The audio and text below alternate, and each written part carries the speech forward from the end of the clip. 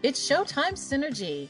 The latest review podcast from the Geekcast Radio Network is here. So join TFG1Mike, Nicole Hailstorm, and myself, Lady Rec, as we will be reviewing all 65 episodes of Joe and the Holograms in a 25-episode-long podcast. You can find Showtime Synergy on iTunes and GeekCastRadio.com. We are the truly outrageous podcast that you want to be listening to.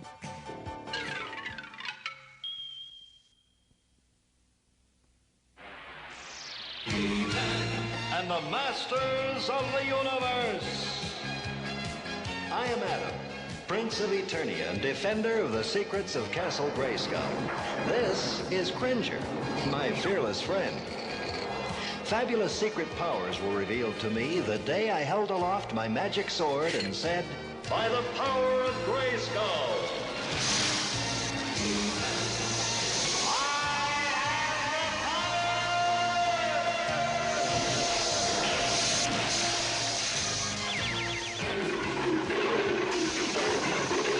Cringer became the mighty Battle Cat, and I became He-Man, the most powerful man in the universe.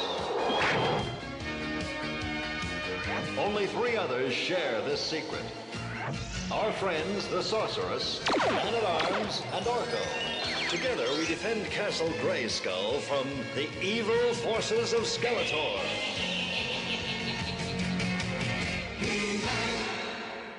There it is, the final game piece. It's going to be quite a climb. Better start now. Don't bother, He-Man. Game piece is mine. Spycore will be winner. Spycore is strongest.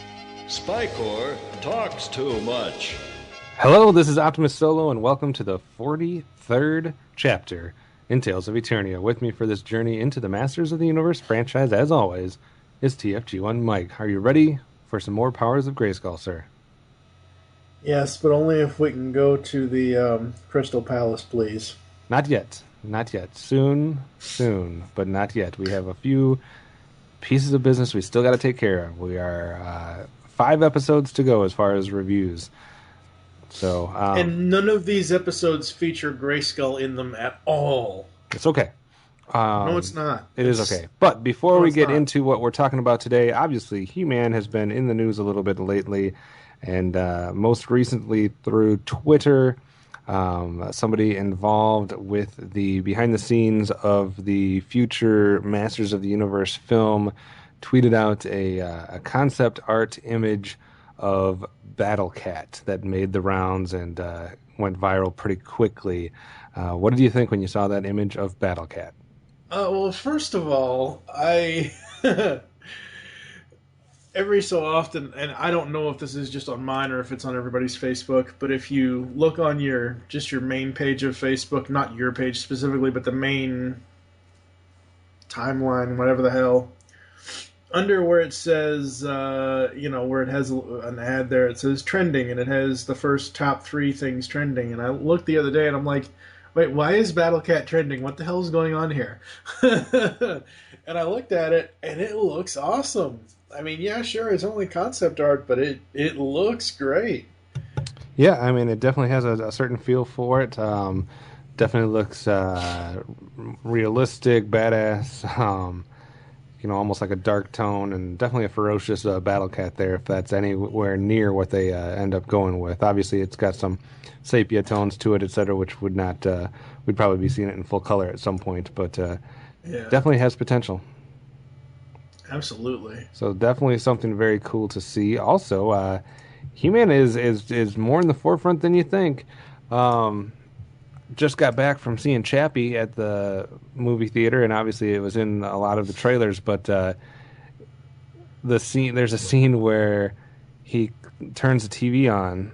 He has a remote in his hands, and he's learning how to use it, and he hits power, and the first thing you see on the TV is the Filmation letters, and it goes on to do the intro to He-Man, and that's just an awesome moment. And of course, the robot Chappie is kind of mimicking He-Man when he pulls his sword out. So that was a cool moment. So He-Man's all over the place. Great choice by them to include that in there.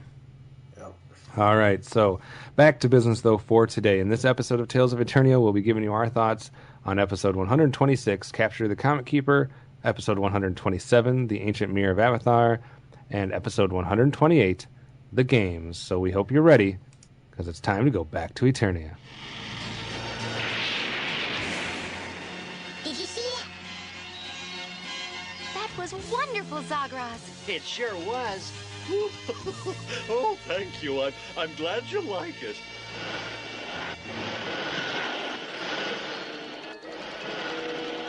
This is my little one, Doodles. Oh, he's very timid, don't you know?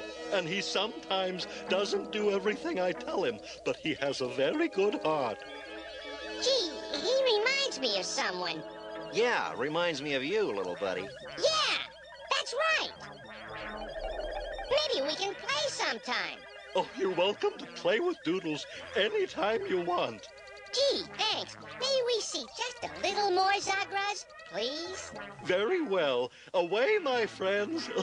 Time for an encore.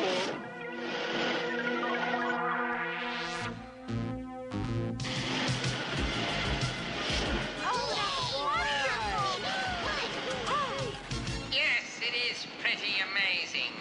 But what a waste!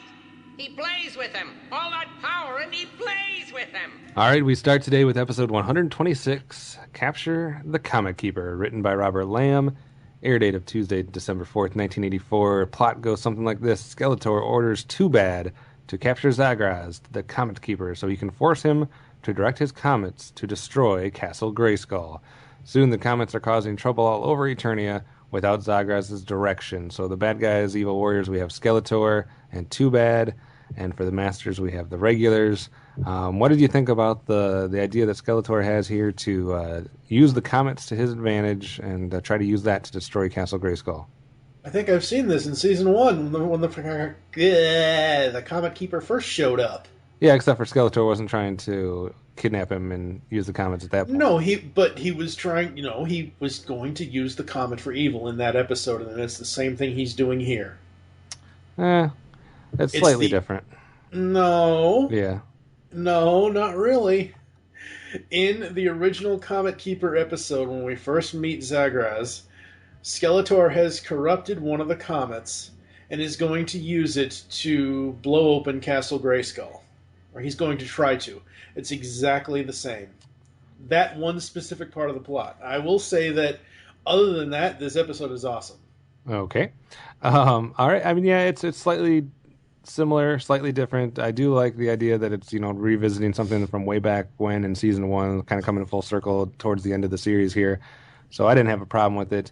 And obviously we get Too Bad in there, which we'll talk about a little bit later. So again, not a brand new plot idea.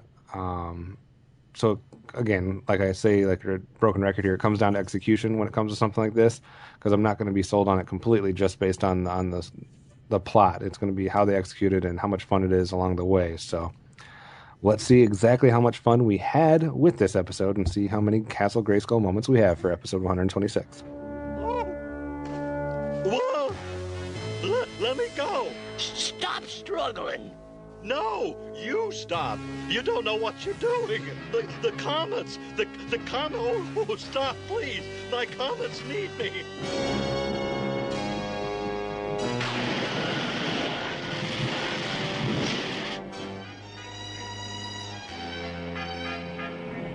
Welcome to Snake Mountain.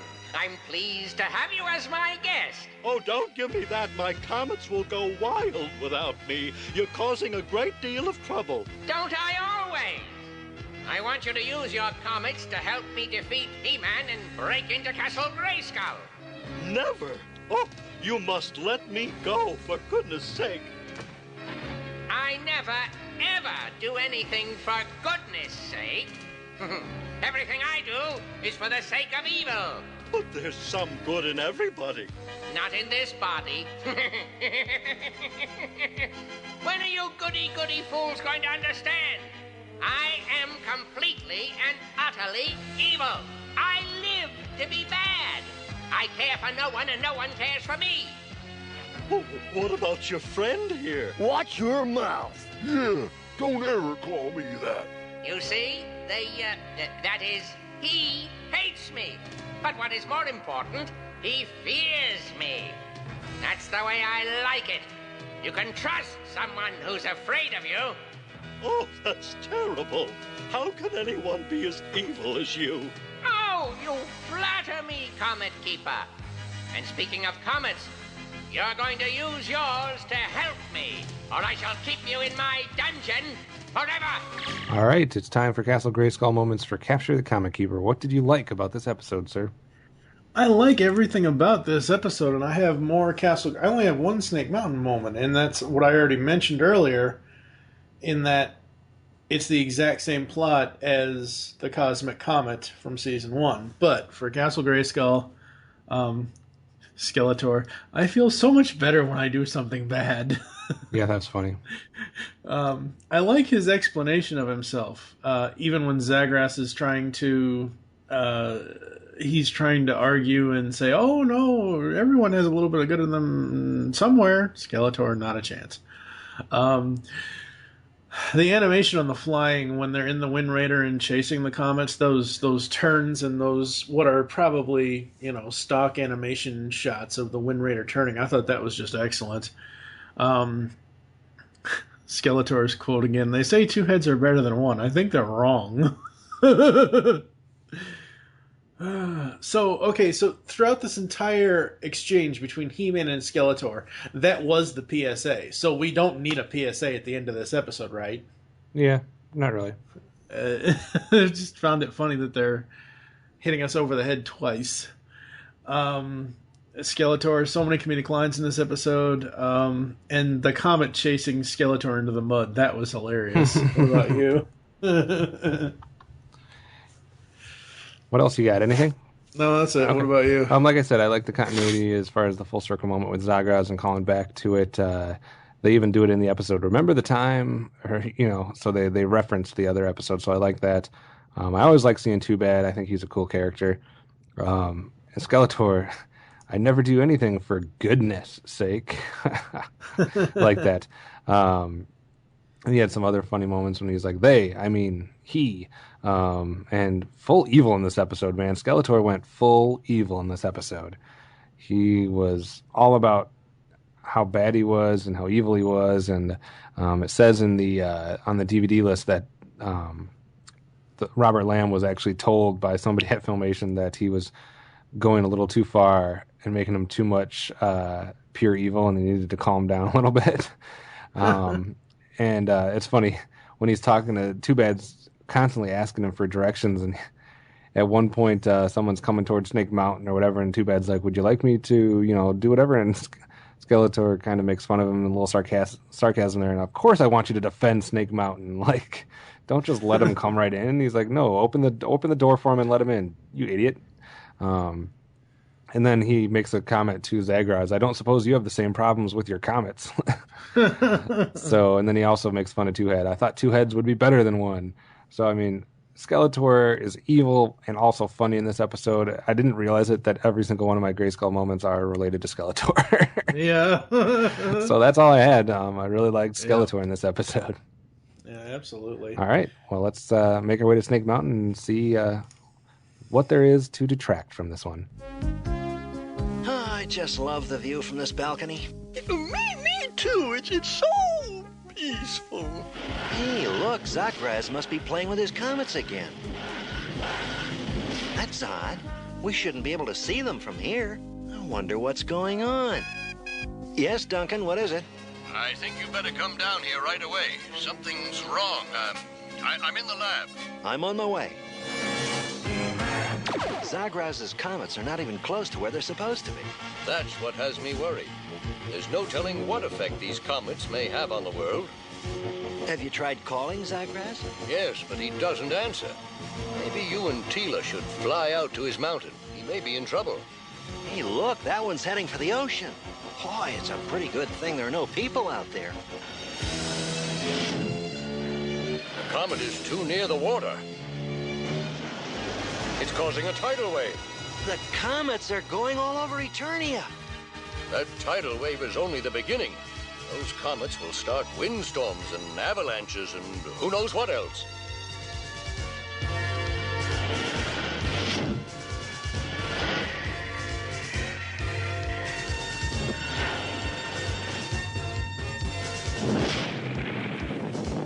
Look at all that. Tidal waves, sandstorms, avalanches. So far, no one's been hurt. The comets have wandered into vacant areas. Oh no, one of the comets is heading this way. Quick, we need He-Man. By the power of Grayskull. All right, sir, I'm going to let you take it away here for Snake Mountain, Capture the Comet Keepers. What didn't you like? Okay, again, I'm going to point this out, and no, there are no differences. The Cosmic Comet, Episode 1, directed by Steve Clark, September 30th, 1983. A comet has turned evil and is working for Skeletor. He-Man must convince an old wizard named Zagras with power over comets to help save Eternia. There's a difference here, and the main difference here is that one Skeletor has convinced one comet to be evil in that synopsis. In this one, Skeletor is not controlling the comets. He's simply taking the guy who is controlling them out of the equation and letting them kind of run amok and be chaotic. So, but he wants Zagras to control them for him for evil. Right, it's a little different. He's not taking one comet and controlling them. He's letting all the comets run loose. It's a little different when you put semantics into it with one little wording of a different phrase, but it's essentially the same damn plot. Still using the comets. He tried it before, it didn't work, so he's trying a different angle with it. He still knows that those are a powerful item, so let's try it again. Yeah. So, what else? What's that old saying? Fool me once, shame on you. Fool me twice, shame on me. Bad guys gotta, 130 episodes in, you got to try to, you got to repeat yourself. Don't have to repeat yourself. Apparently. You just got to go back to a certain ally or a certain enemy and say, look, let's try this again. Maybe we can go about it a different way, and maybe it'll work. Yeah, no. What else didn't you like? That's it. That's the only thing I don't like about this episode. All right. Well, that's one more thing than I had because I didn't have a single Snake Mountain moment in this episode. I'm not saying it's the best episode of the series or anything like that. I'm not even going to rate it as high as I do some episodes. But when it came time to watching it and jotting down stuff that I didn't like about it, I really just didn't have much. So, yeah. All right. Let's see exactly where we fall on this one as far as what rating are we going to give it. So let's get to the awards and ranking segment. That's going to hurt if we fall on the power swords. You might. No. By the time I'm done with this episode. I don't think so. I know what it means. It's He-Man. Of course it's He-Man. They say two heads are better than one, but I think they're wrong. All right. As far as our first episode today, who gets some hardware? We're running out of opportunities to give people hardware, Mike. Who gets one for Capture the Comet Keeper?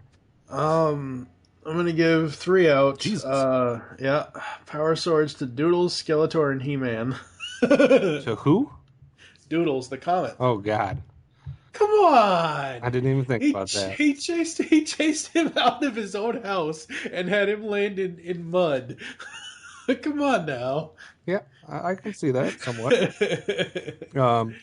I'm going to give a power sword out to Skeletor if it wasn't a surprise based off of my Castle Grayskull moment. So I will agree with the Skeletor part. I did not give anything to He-Man or the actual comet, though. Well, the reason why I gave a power sword to He-Man is he has a few good lines against Skeletor. Even though Skeletor has the better comedic lines, He-Man does have a few quips in there. Yeah, fair enough. As for ratings go, like I said, I made it sound like this is going to be like a 5 or something because I had all kinds of good things and nothing bad to say about it. I don't think it's quite like that. Like I said, it is somewhat of a recycled plot, and I didn't find it as entertaining as I could have, especially from the master standpoint. To me, most of the entertainment came between Skeletor and Too Bad, so I'm going to give this one a 4 out of 5. I'm going to give it 4.5. If it wasn't for the recycled plot, it would have gotten a 5. You're on a streak there. 3 episodes in a row, 4, 5, and 4.5. Excellent. Well, let's see if that streak can continue as we get to episode 127 next. No. I don't think so.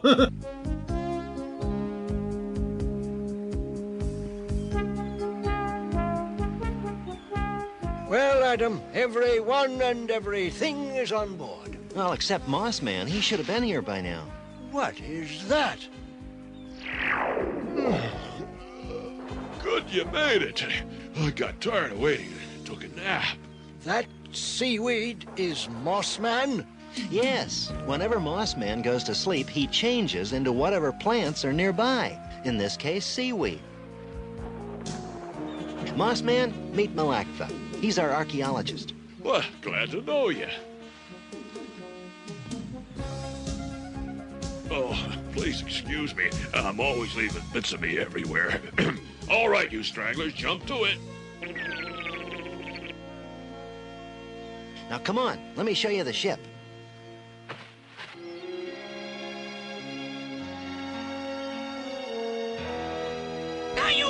attention, Opie. This is very, very important. I'm listening, Father. Good. Now, this panel is the beacon rotational control. Tell me what it does. The BRC controls the beacon's turning or rotation. It monitors the speed and direction and tells us if the beacon stops turning. And what else? Oh, it... The control can be used to stop the beacon in emergencies to aid a ship in trouble.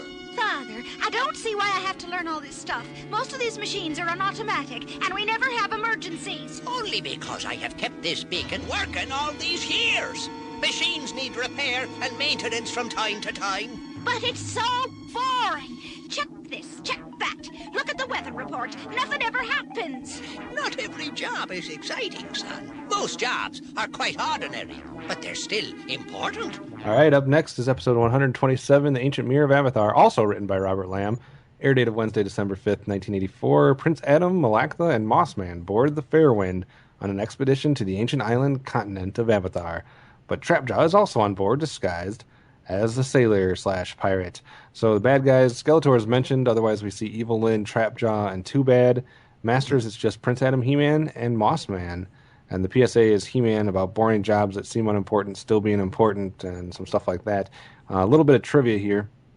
Story started life as a freelance script titled Angus Ogg, Lighthouse Keeper, which Robert Lamb heavily rewrote to work in the context of the series. He put in so much exposition about the history of Eternia that the story became a two-parter. But when the Filmation heads realized the series was coming to an end, the decision was made to keep it as one part. So, thank God. So that's kind of explains some stuff as far as why it might seem like a lot of stuff is trying to be crammed into one episode, because originally there was a lot of history of Eternia, a lot more interesting backstory probably that all kind of got shoved into one episode. So what do you think about this whole idea of this ancient area of Avathar and the continent that they're trying to explore with Malactha and Mossman and trying to retrieve artifacts, etc.? I feel like we've gone back to the treasure hunting days of Venom at this point. Yeah. I don't mind it, though, because we don't get it a lot in He-Man. Well, yeah, I know, and I know you're one of those types of people that you love the treasure hunting stuff, and I get that, but it's just one of those things where this is the fourth to the last episode of the series. I want a He-Man Skeletor battle, damn it, and I'm not getting it. I know I'm not getting it. I want a big friggin' battle. I don't want these little one-off stories. I'm so glad this wasn't a two-parter, because there would be no point in this episode with the way that it exists now that you could split it. Like, there's no cliffhanger in here. There's but you don't know what it was before they started cutting down to get to one episode. No. I know, and I understand that, and I get that, but I'm saying, like, as is, even on when they go to the, they do the commercial cliffhanger kind of thing, right. There's nowhere in this where you could have broken it up and then said, come back tomorrow or come back next week for part 2. It just, no. Right. I don't mind the idea of, since they haven't overdone it a lot, but, this is the first we're ever hearing of Avathar, and it's, X number of episodes in. I do like that they're bringing Malactha in to be a part of it, since it is kind of more of like an archaeology, that type of storyline. So I don't mind that part of it. There's nothing like super spectacular or exciting about the plot, but it is, we're going to go venture on here. We haven't seen He-Man, on the seas very much in a ship or kind of traveling away to something like that. Also presents some dilemmas as far as Adam turning into He-Man and vice versa. But I'm not against the plot. I'm not super excited about it, but I'm not against it. So kind of similar to last episode, it's going to come down to the execution and is it exciting or interesting or fun and adventurous along the way or not. So, I mean, out of the 130 episodes to this point, we've had 3 episodes where He-Man has been on the sea or been in a boat or something. Nothing like this where he's traveling from a dock to a mysterious island, but there have been several episodes where, it was set on the sea. And because this is set on the sea, why the frig does... don't get me wrong, I love Trapjaw. Why the frig does Trapjaw have to be the villain disguised on a boat? Why couldn't it be, Merman under the boat trying to dissuade them. I would have been fine with Trapjaw being the one on the boat and trying to disguise himself as a sailor if Merman was the one, in the distance or underneath. But that's what I'm saying. That's like, you said this one isn't too exciting, but it isn't completely boring either. But it's one of those things where, for me, it would have made it more exciting if, because this takes place on the sea and Merman says he's king of the seas, it would have made it a hell of a lot better if he was in this episode. Yeah, I can agree with that. I would have been a good time to have Merman in here, but I'm not going to fault it for not having Merman, but it was a missed opportunity of sorts, so I can see that. I would have liked to see what this script was originally when it was a two-parter, so I could judge it based on that instead of the hacked-up version that we end up getting. So, but I do think there are some good moments about this episode, so let's make our way to Castle Grayskull so I can tell you what they are. Are you sure this island exists? Yes, I'm convinced that the ancient island continent of Avathar is not a myth. Excuse me, but what is Avathar? According to legend, it's an island empire that ruled over much of Eternia. That empire fell when the continent disappeared. Until now, right? I think so. A small island with ancient ruins has been found. It may be Avathar. How long before we get there? Just a few more hours. All right, Castle Grayskull is here, and what do you have good to say about the Ancient Mirror of Avathar? Mossman, yay! Landing on Mossman is much better than hitting the ground. That's true. I will say also, as a third moment, now that I think about it, it was kind of cool seeing how Mossman's powers work and seeing him slither and change and do all that kind of stuff. I thought that was really cool. Other than that, I have so many more Snake Mountain moments than Castle Grayskull moments. Well, I am the opposite. I have more Castle Grayskull moments, so let's begin with that. Like I said, I like the Malacta continuity that we have him. He's still an archaeologist. He's still, doing that thing. Mossman reappearing is awesome. I wasn't expecting that. They definitely have been giving me one of the things I asked for as far as seeing more of the Masters and Warriors that I hadn't seen. Got Too Bad now 2 episodes in a row. We get Mossman, and Mossman was great in this episode. I know we'd seen him before, but this is probably his best episode. We get to see more of his abilities, and he does a lot more, which I think is very interesting. Trapjaw the pirate, I thought that was somewhat funny. I can't picture anybody else pulling that off in the Evil Warrior Horde, so see what I did there. But Trapjaw, I think, is a good choice for that, even though I would still wish Merman would have been somewhere kind of calling the shots in the distance. I think it's a good lesson about jobs being important.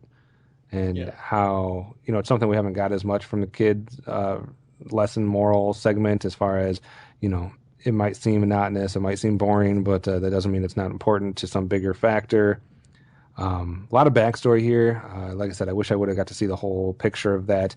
But I do like that the writer acknowledges that they are out on sea and that there's really not going to be an explanation if He-Man is there at one point. So he makes a point to... at one point in the episode where Adam needs to change to He-Man, he changes to He-Man, does something, and then super quickly changes right back to Adam. Yeah. So that, we don't have to deal with the fact that there's no explanation for why He-Man would suddenly be on this ship.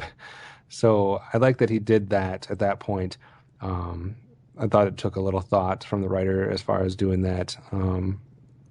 But yeah, I think there were some good things to like about this episode, especially Mossman. So maybe like this episode a tiny bit more than you did, but again, I think there's some things that suffered as far as the re-editing of the 2-parter down into one that always causes some complications. So, All right, let's see what everything you have to say when we make our way to Snake Mountain. I hold the entire knowledge of the Avathar Empire. Imagine all we could learn about this ancient civilization from this mirror. I can't wait to get this mirror back to the palace.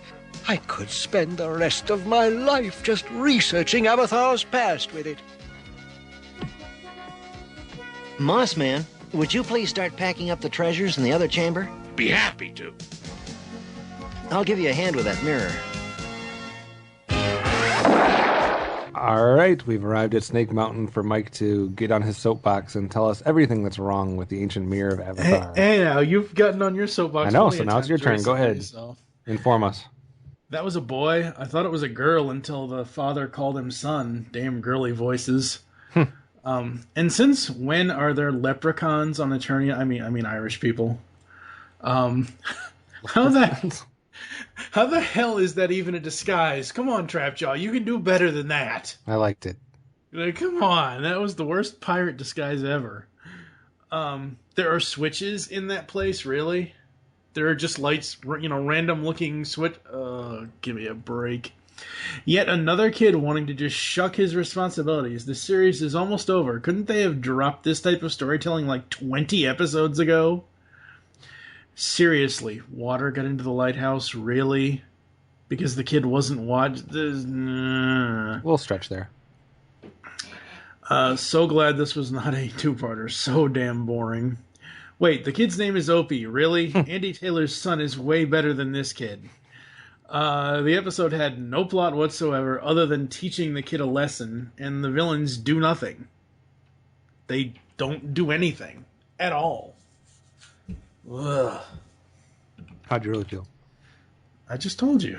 What about you? I had some major problems with this episode, actually. Outside of the annoying kid, which we'd gotten away from, it seemed like, for a little while. But, yeah, annoying kid making a reappearance before the show's over.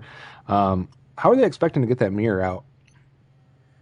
I don't know. Like, get in there, and they're just like, oh, let's grab everything and get out of here. But, like, I didn't understand what the physics was behind that.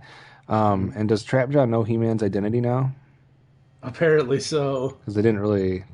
I don't know. My biggest problem, though, with this entire episode is Malactha is supposed to be this archaeologist character. He's supposed to be super smart, an educated and intelligent individual. Apparently not. How is he not smart enough to understand Mossman's powers? Like, they even explain it to him at one point, somewhat, as to why Mossman can do things or what he can do, but he still spends half of the episode questioning Mossman and saying, oh, you can't do that, or that won't work, or I don't believe you, that type of stuff. Like, it just made him come across as not a smart person at all. Like, if you're an educated person and you see this character that's completely made of moss, and he's, coming out of his disguise, and he's, speaking to the moss and having him do this, that, and the other, I don't understand why he doesn't get on, understand it at that point. He continues to question Mossman's powers over and over again. I just didn't get it. So that was my most striking problem with the episode. So, like I said, Malactha should be smarter than that. So let's get to awards and rankings and see how far we drop from the last episode. It's going to be pretty far and pretty fast. He-Man! Always He-Man! All right, it's awards and rankings for the Ancient Mirror of Avathar. First, what do you got? Hardware to give out.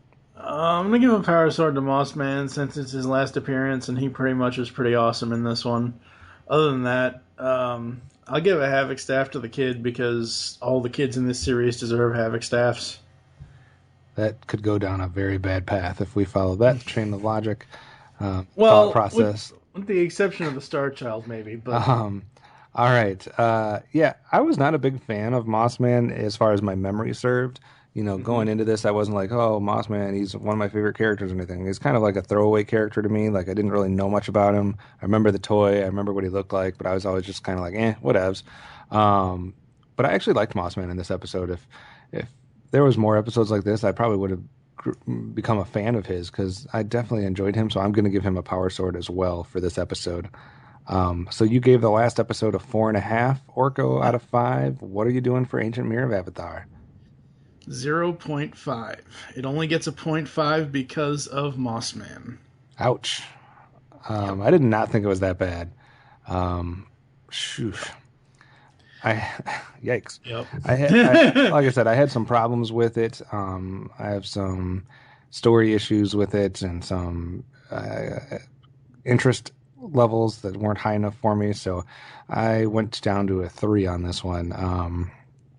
Losing some points for Malactha being retarded, for some of the physics not to work, for them letting He-Man apparently give his identity to Trapjaw.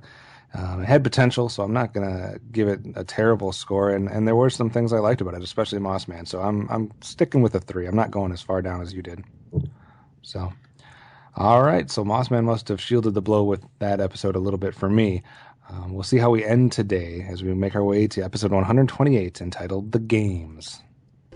Looks like you're getting the whole tour, Fisto. Yes, He-Man promised that if I ever came to the palace, I would be well treated, but I had no idea. I never thought I'd see the day when Cringer would willingly run anywhere. And you still haven't. Ready, set, 3, 2, 1, go! But they aren't moving. When does the race start? It already has. The race is to see who can do nothing the longest.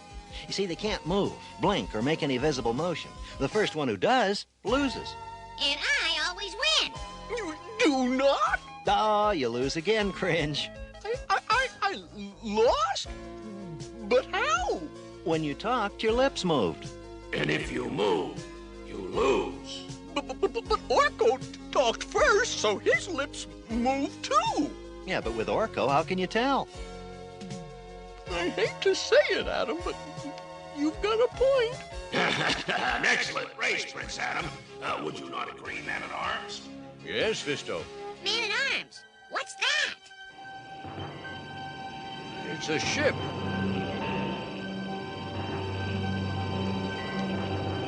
Ooh, it's big! And it's coming in fast.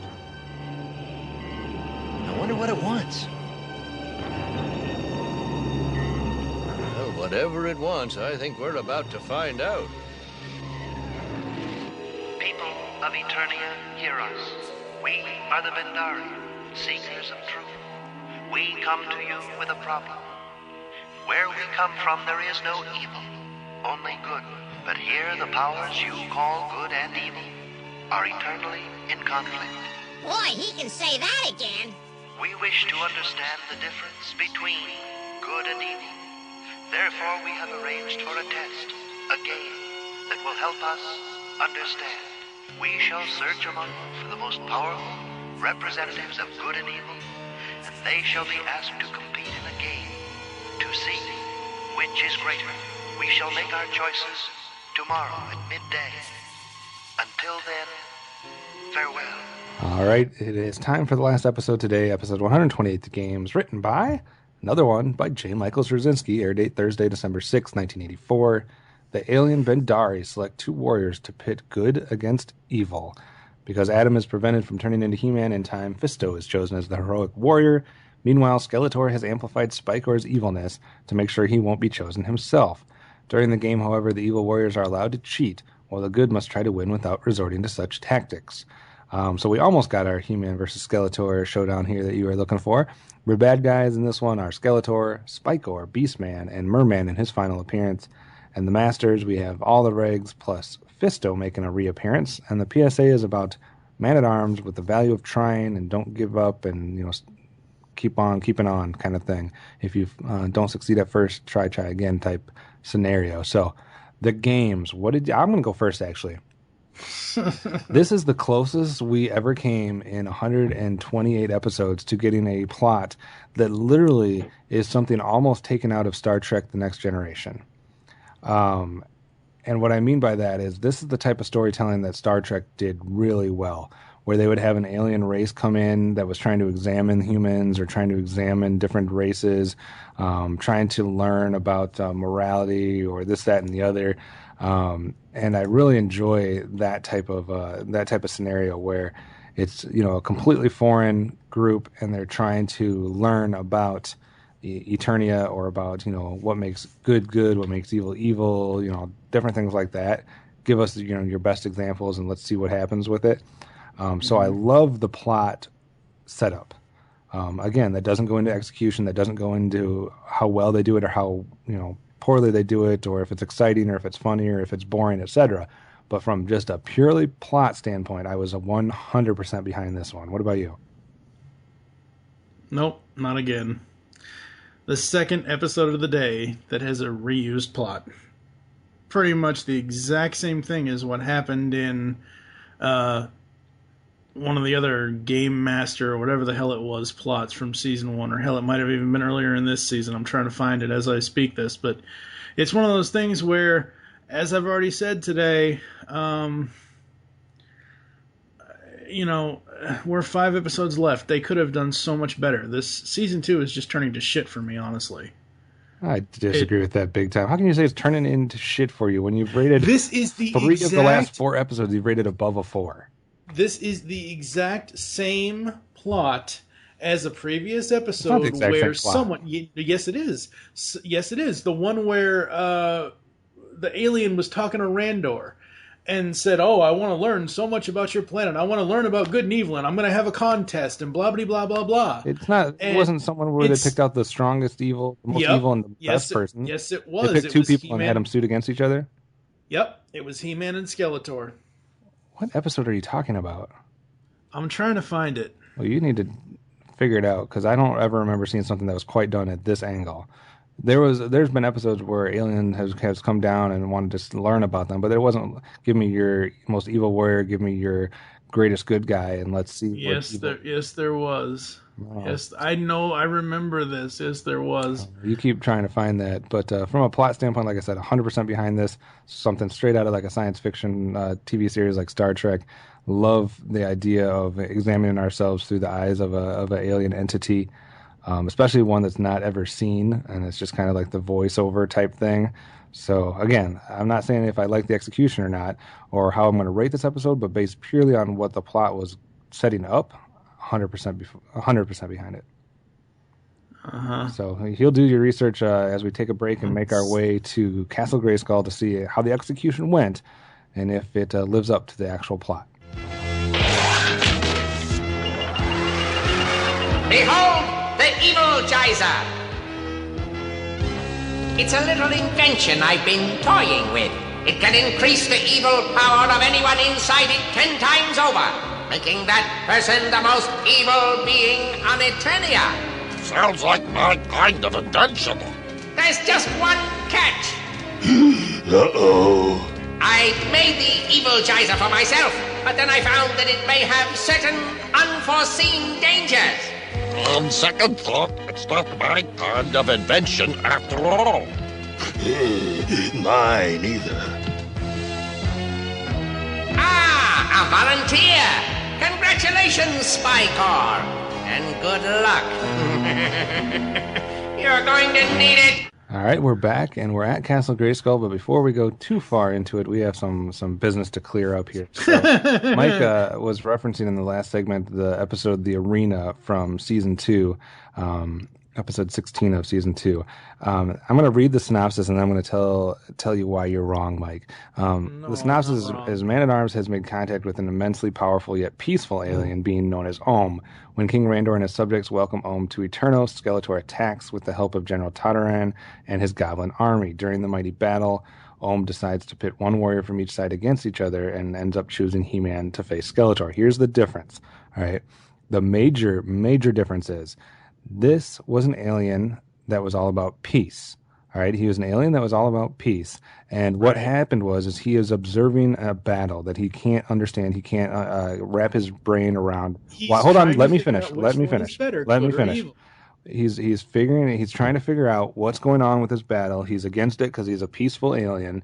And what he does is he comes up with a way to solve the battle problem. And instead of letting everybody fight, he says, let's just have these 2 individuals fight, and that can determine who wins this war. And we don't need to do this violence. We don't need to have this battle. That was not about good versus evil. That was about peace versus fighting. That was about war versus peace. And that was a way to avoid the battle and have these guys fight so we can determine a winner. In the episode that we're talking about right now, the game, we're talking about not a peaceful alien. We're just talking about an alien that wants to learn about good and evil, and they've picked the best good person and the best evil person to figure out what kind of tactics they would use to try to get the one-ups on each other. Will they stick to honor? What morals and ethics do they have? It's a completely different type. I understand that it's still pitting 2 people against each other, but that is where the similarities end. No. One is about peace and war, and this one is about good and evil. Yeah, so I mean, it's definitely a stark difference. I mean, yes, they are choosing 2 individuals to face off each other in order to learn about them. So there are some similarities. There's an alien being, and there's a face-off between 2 individuals. But as far as the motives behind it and what they're trying to learn out of it and why they're putting them up against each other, completely different. This one, with He-Man and Skeletor, the arena, they're literally fighting each other to try to decide who wins a battle, and they're actually physically fighting each other. In the games, they're not fighting each other. They're going after these objects. They're trying to go after a goal. So number one, they're not fighting each other because it's not about fighting. It's about, if you have this goal and you have good morals that you're living by and you have evil morals that you're living by, how are you going to come up with achieving that goal, and how are you going to deal with the other person that's doing it maybe from a different standpoint? So there's a lot of differences in these two episodes. All right. Still too damn similar. I understand that they're similar in some ways, but not when it comes to the heart of it. As far as Castle Grayskull moments, what did you like about this episode? Honestly, nothing. Oh, come on. Nothing? Honestly, like, I mean, Spikor falling was the funniest moment for me. All right. Well, I liked Fisto being in here. All right. Get a Fisto appearance. Again, we asked for certain things about 10 episodes ago. We asked for stable writers that aren't just one-off writers, and we asked for more outside of the normal villains and good people. We've gotten a lot of that since then. We've gotten a lot of the same writers, and we've gotten a lot of new characters or repeat characters. We got Too Bad for 2 episodes this week. We got Moss Man. Now this episode we have Spikor and Fisto. We've gotten a lot of repeat writers. I love Fisto being in this. All right. I love that Merman was in this. I love that it was, like I said, a Star Trek style story. I like the idea that there's these games or trials. It's not just a fight between two people. It's this trial that they have to go after and collect points, etc. I thought that was cool. I thought also an interesting take that it's not Skeletor and He-Man, that there was a way to have two different people. It's not just your typical, He-Man and Skeletor. So I like that.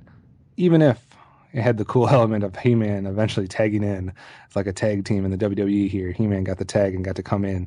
I thought there was a lot to like about this episode. I can't believe you didn't have anything written down. I'm not rating this episode super high. I'm going to give that away right now. I do think there's some parts that are bad about this, but to say there's nothing good, come on, man. Nope, nothing good whatsoever. You're wrong.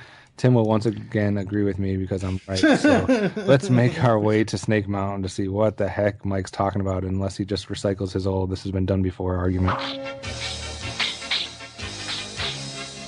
Oh, yeah? Yeah! That was too easy. Something on your mind? Well, I guess I'm just thinking about the Bendari. They'll make their choices for the games any time now, and speaking of time, it's getting late. Wait a minute. Practice isn't over yet. Yes, but Ah, there you are, my friends. I wanted to say goodbye before I left for my forest. And we'd better say goodbye if I'm to turn into He-Man in time for the Bendari to make their choice. Oh, no, you don't. You're not going anywhere until you say goodbye to Fisto and we finish our practice. Look! The Bendari. Now they go to find He-Man. Somehow, I don't think they're going to find him. What? I'm Chloe. You have been chosen by the Bendari to represent good on Eternia. But He-Man is the logical choice. Our equipment cannot locate this He-Man. You are our choice. Do you accept? Yes, I am honored. And now, to choose your opponent. It's time. The Bendari are about to make their decision. Now to activate the evil geyser. That's it. It's working.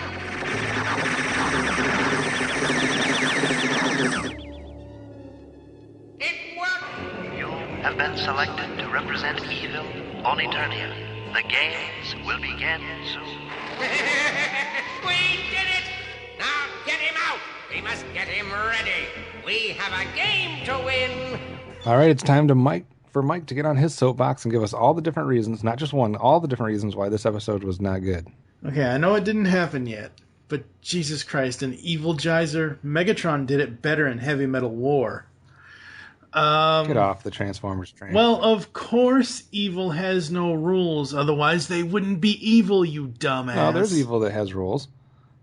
There's unwritten rules and codes and honor and different things among thieves sometimes. Spikor is so like the last half of the episode. Every time Spikor opens his mouth, so annoying. Where the hell is Trapjaw or Triclops or Merman or hell even Whiplash? Anyone would be better than Spikor in this. Yeah, you say the same thing about Whiplash, and now you're saying that you'd rather have Whiplash. Yep, pretty much. What's wrong with Spikor? No, just no. That's it? Yep. That's why you hated this episode so much, because Spikor was annoying? That and the recycled plot. Oh my god. Continual recycled Continual. plots. It's completely fucking different. No, it's not. Oh my god. All right. The lowlights for me in this one, there's some wonky animation on the evil warriors. I don't like all the Looney Tune gags in this one. They do funky stuff with the animation. They make them like stretch and do different things. So I just thought the animation wasn't consistent with what we've seen for the rest of the series, and I don't like when they do that. And then my only other question is, what is Skeletor doing that whole time?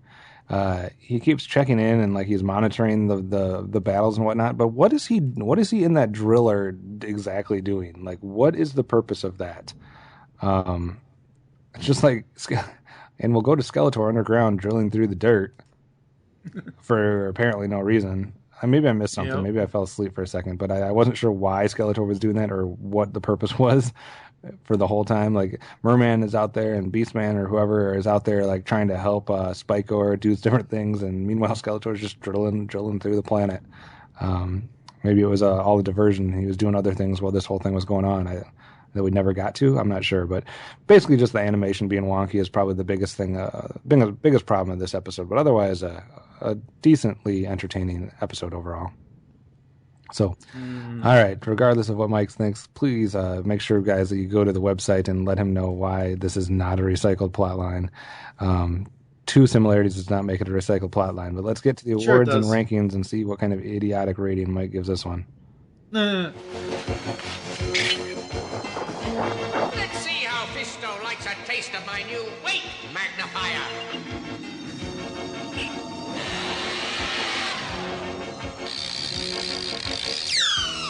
The harder Fisto lifts, the heavier the stone will become.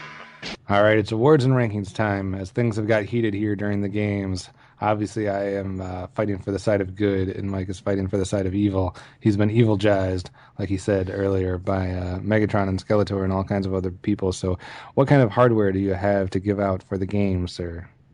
Havoc staff to Straczynski for reusing the same damn plot?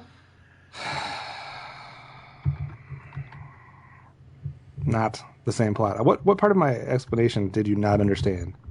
No, I understood it. I just don't agree with it because it is the exact. It's not the exact. Don't say the word exact when it's not exact. It isn't them fighting each other. It's not about peace and war. You know. Well, yeah, but it's still two people going for a goal. It's the same. So anytime two people go from a goal, that should be eliminated. That should be eliminated. They used. Okay, this is episode. They've used it one other time in 130 episodes. They used it where they paired off two people against each other. So therefore, that is recycled and reused and can't be done again. They used it 47 episodes ago from now. I'm gonna go back and get some of the arguments you've made on these series, and then I'm gonna remember them. I'm gonna write them down, and I'm gonna use them against you if we ever do a relook at Transformers or this, that, and the other. Because come on, man, just because two people are pitted off against each other. They're never allowed to do that. But this felt like the exact same episode that we saw before when I was watching it. Rewatch them back to back. No. All right. What kind of rating do you give it? 0. Jesus, an idiot. All right. Well, I'll give it a more appropriate rating. I'll give it 3.5 Battle Cats out of 5. Not great. Like, I'm not trying to make it sound like it's a 5 or a 4-star episode, but it's nowhere near a 0. It's the middle of the road, which to me was slightly better than average. So I'm going to give it a 3.5. Good Lord. Good night. All right, we're going to take a quick break to let Mike find the rest of his brain, and we'll be right back with our thoughts as we wind down to our final 2 episodes next episode. Some people think the only way to solve a difference is to fight. Skeletor, for example, his answer to every problem is fight. He doesn't care who's right or wrong. He thinks that might makes right. Well, it doesn't. He-Man knows that. Even with all his power, he always tries to avoid fighting. Fighting doesn't solve problems. Fighting only makes more problems. See you soon. A female He-Man! This is the worst day of my life! We've told the tales of Eternia, and now we head to a different dimension to explore the myths of Etheria. Join OptimusSolo and TFG1Mike as they continue their Mo2 journey by exploring She-Ra, Princess of Power. 35 podcast episodes covering the entire run of She-Ra, the Christmas special, and more. You can find Myths of Etheria on iTunes and www.geekcastradio.com. For the honor of Grayskull, we all have the power. Have you ever had a job to do you thought was boring and unimportant? We all have. Opie did. But no job is unimportant. Opie learned that if he'd done the little jobs his father gave him, things would not have gone wrong. So remember, any job worth doing is worth doing well, no matter how dull it may seem at the time. Bye for now. So let's say you're looking for a podcast of your favorite 80s comic books, G.I. Joe, Transformers, Ninja Turtles, He-Man, etc. Where are you going to go to find us?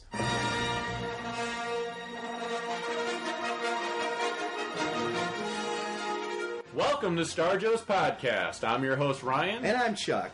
That's right, everybody. We're the Star Joes. We host a podcast called Star Joe's Podcast, where we talk about your favorite comic books, your favorite toys of all the 80s properties. Star Wars, G.I. Joe, Transformers, Mask, Thundercats, Voltron, you name it, we cover it. If it's in the 80s, we'll cover it at some point.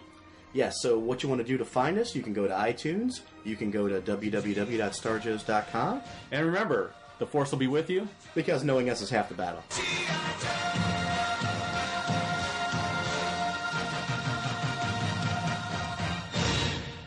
Today we learned about the value of trying, even when the odds are against you.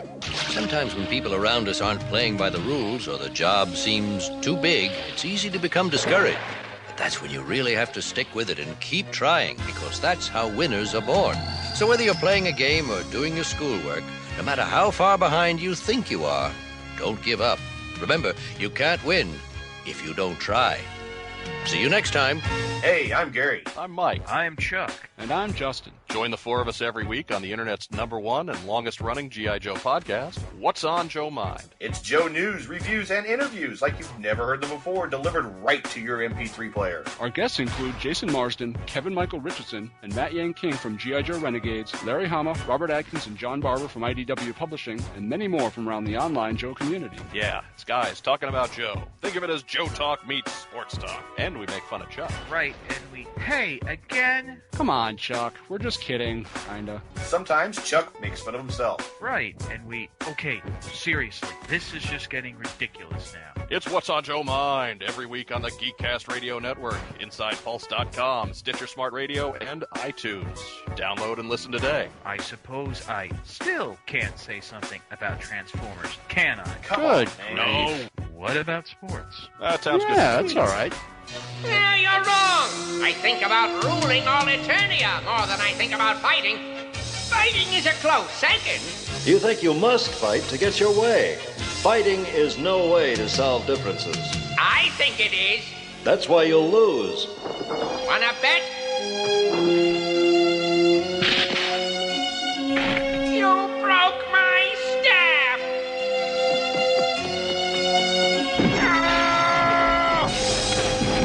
You never learn. As long as I'm around, I will not let you do evil. You meddlesome muscle man! Now what? More trouble? Wonder what that could be. Doug Ross, what's the matter? Why, it's Doodles, don't you know? He made it over to this side of Eternia, and he's coming this way. Is this one of your tricks? No, I can't do anything while I'm bound. Release Zagraz so he can stop the comets. I don't need his help to stop one measly comet. I'll do it myself.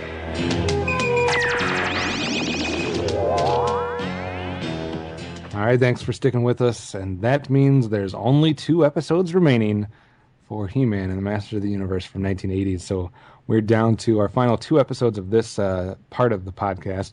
We'll have our next episode where we cover the last 2 episodes, and then we'll have our look back at the entire series.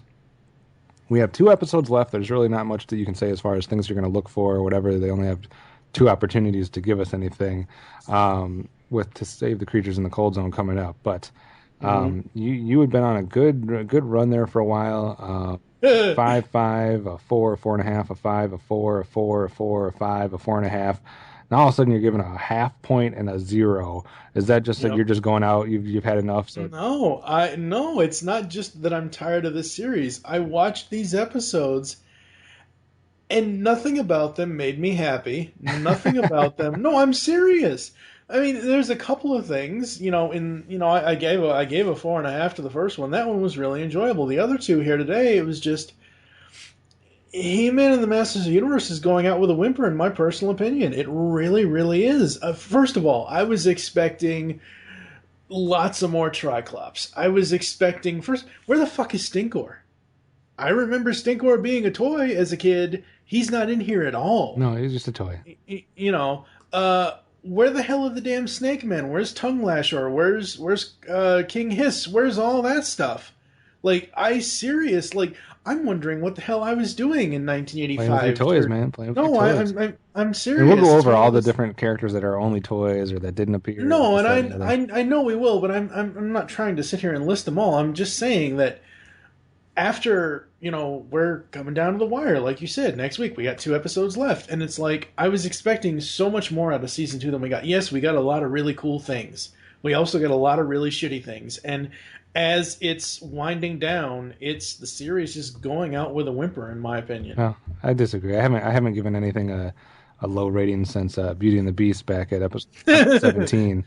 So I've given 1, 2, 3, 4, 5, 6, 7, 8, 9, 10, 11 episodes straight, higher than 3, except for the Toy Maker. I only gave it 2.